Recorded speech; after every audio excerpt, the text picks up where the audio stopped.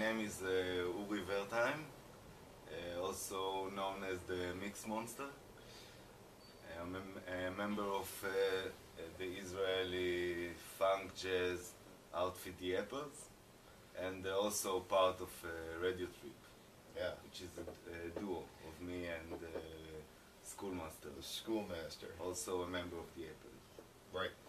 So, wanted to ask you a couple questions. So, who's your greatest musical influence, if you have a greatest musical influence? I told you it's a very difficult question because I have a lot. Right. So you seen I've got around 2,000 vinyl records. Quite a collection you have over there. I chose about 10 to show my biggest influence. Part of it. Well, of course, the first song in the building is for me always the Beatles. Absolutely. For their studio work, for their melodies, everything.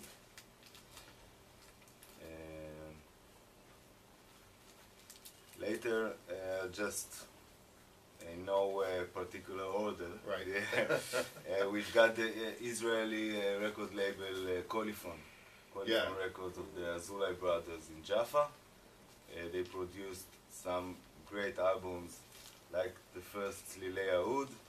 Tzlilei Oud, and this is also got a good sound. Aristan Boom Pam. Right, Boom Pam, and that's where the band Boom Pam gets their name. That's right. That's right. So this is Jaffa original recordings. We have, of course, like my biggest influence are actually the people I work with. Right. I see like, you got the Apples up here, but that's not the album you were looking for. No, I was looking for the new album. Right. The Apples. I've got it on CD. I don't find my vinyl copy. Right. Which got not only the eight musicians of the band, which each one of them is a great influence on me. Right. Yeah, you got Fred Wesley. Also Fred Wesley here. How did that happen? How did you get Fred? And Shlomo Bar, also amazing musician. But how did you manage to get in touch with Fred Wesley and get him onto one of your albums? We knew that he's coming to Tel Aviv. He did here 3 or 4 shows in Tel Aviv. And our drummer, Yonadav Alevi, the drummer of the Apples, approached him in New York, in a gig in New York, and asked him about joining us. Wow. And he gave him a CD, and he started the relationship. That's great. And it was amazing. That's great. Amazing experience. Yeah, and it's a great disc. Yeah, thank you, thank you. And Shlomo Bar, I think, is really amazing musician, like amazing energy, and I really like, I really like the Middle Eastern melodies. You got. Right. Great well, stuff. It seems like you have a lot of Middle Eastern influence in your collection over here, and a lot of your records here, a lot of these Colifon records. These are from a time when the Middle Eastern sound wasn't on the radio here. Yeah, that's right. I have a special collection of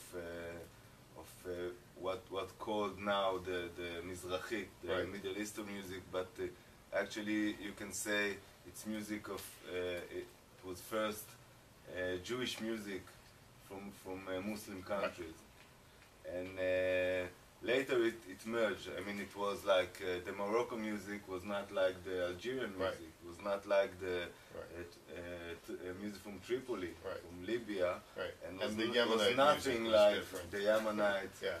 And the Egyptian or the Iraqi or anywhere else. Only in the 70s it merged, like, and also got the Western influence of the form, the pop songs, right?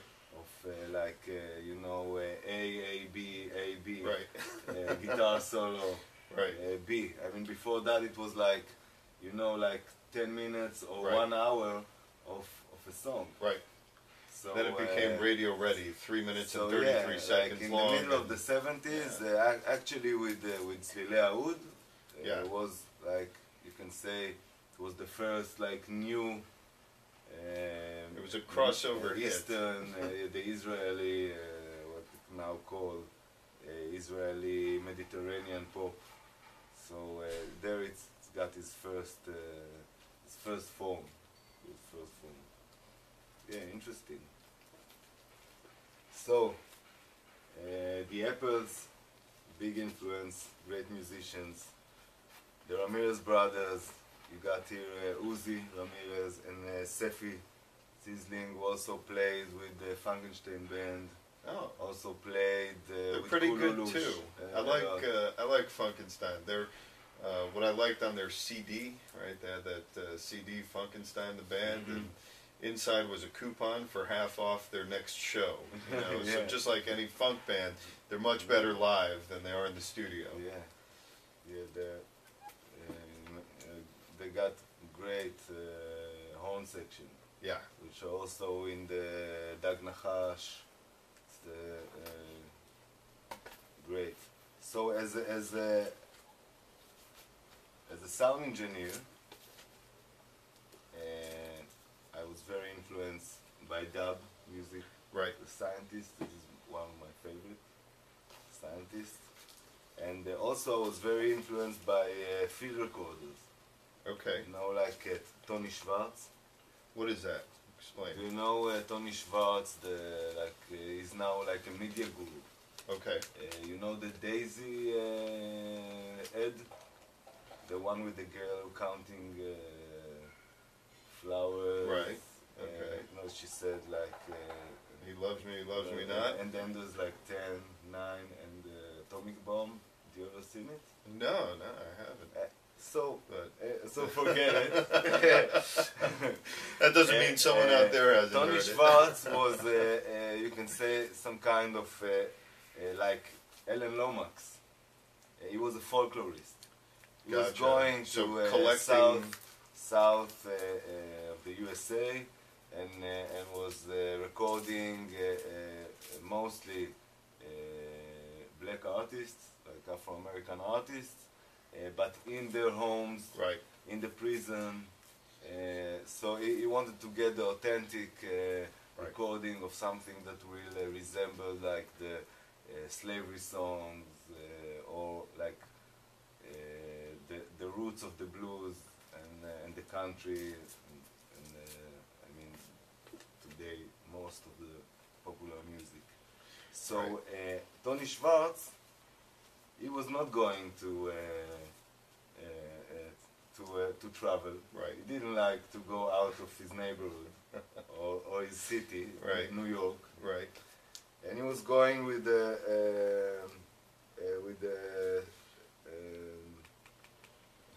tape recorder. That's a huge tape recorder there. It's maybe like the first portable tape recorder. Right. Looks really a portable. suitcase. and he used to put a microphone here, and he was recording any sound he could get in New York, which means Cool. children sings, people from all over the world. Like he was recording immigrants. He was recording musicians on the street. He was recording like taxi drivers. Right. He was making a lot of records for Folkways. Cool. For Mo's Ash Folkways record. So I mean, I also like sometimes to record like field recording, just Right. Just get the sounds of the city and you know, maybe sounds of the beach and stuff like this. So Tony sounds of the Schwartz, shuk. like in the 70s he became like a media guru. He was like he was doing commercials for presidents. You know, All right. Anyway, let's go back to music. After the Beatles, Yes. we got Zeppelin. we got Led Zeppelin. Right. I never stop listening to John Bonham drumming. I mean, you can hear him again and again, and amazing. Howling Wolf, right? Male vocalist, amazing, and Screaming Jay Hawkins. Right. For me, nice. Two greatest male vocals. I think that's it. That's it. Yeah, cool. I see you have over there some of your discs too. Yeah. I've got this one. This is a great cover too. Yeah, thank you. Yeah, this is a Radio Trip Music Heads. This was the second album. Also